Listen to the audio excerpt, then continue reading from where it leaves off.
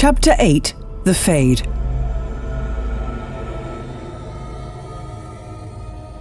Where dreamers come to build, spirits go to rest, and demons long to feed. The metaphysical realm beyond the world of Thedas is referred to as the Fade. Mages draw from its power. Spirits and demons indefinitely languish therein. But for all the coin and blood that has been poured into research, the most esteemed scholars of the day struggle to describe the true nature of the Fade. The Fade itself lies beyond the physical world, a place where many spirits and demons make their home. While only the most gifted of mages can feasibly visit, others require great sources of power, such as lyrium or blood, in order to access the Fade. The spirits that reside there are usually benevolent beings, but demons are much more confrontational. The geography of the Fade has never successfully been mapped, though ages ago, magisters from the Tevinter Imperium attempted the feat. While they did successfully catalogue more than a dozen demons and several hundred spirits, with the Fade always changing, the Imperium's efforts proved futile.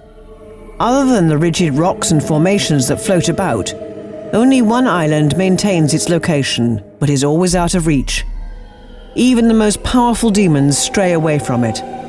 The Chantry's faithful once called this black, isolated place the Golden City. The Chantry believes the Fade to be where the Maker formed all of creation. The Golden City resided within the Fade, before it was reportedly tainted by the magisters who first physically entered it. But such is only hearsay, as the only ones to physically enter the supposed City of the Maker were all cast out as the first Darkspawn. Dreamers, mages enabled with the gift of bending the Fade to their will, are the only visitors who can feasibly enter the Fade. Others may be able to shift on a small scale, but not to the extent that dreamers easily build. A rare gift and highly regarded among the Tevinter, especially the original dreamers of Tevinter, who were said to be the most powerful mages in ancient times. Dreamers are highly susceptible to the whims of demons, unless trained or honed in their power. Only dreamers can manipulate the Fade. All others are merely visitors. Sometimes entering the Fade is part of tradition, or forced. At the Circle of Magi, a mage reaching maturity in magic undergoes a ritual called the Harrowing. The mage enters the Fade alone in order to test if their will and magic is strong enough to withstand demonic possession. While some spirits will simply reconstruct and manifest a mage's thoughts in the Fade, some demons will prey on desires and nightmares to fool those conscious visitors into the demon's will. Not every mage survives the test, as some become abominations and harbour a demon within them. These poor souls are consequentially killed by Templars. It is a trial by fire, and the Harrowing is but one of the known traditions involved with the Fade. While humans and elves are expected to roam the Fade, dwarves and Chantry are never seen there.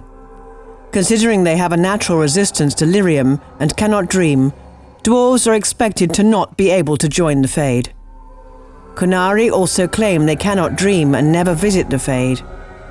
Although mages exist within the Chantry, as no Chantry has been reported seen in the Fade, none can refute their claim.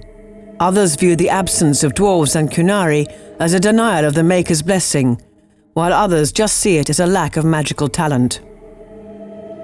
The Veil, what's often seen as either a barrier or transition between the real world and the Fade, is the link between worlds.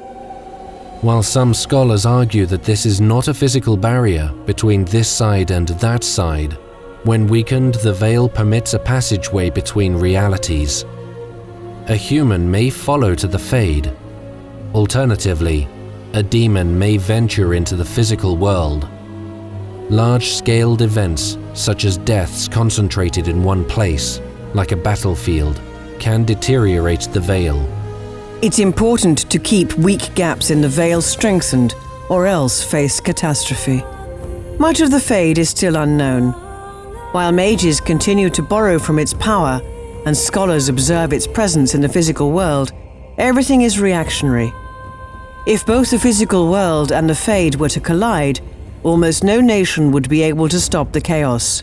But then again, that is a story for another day.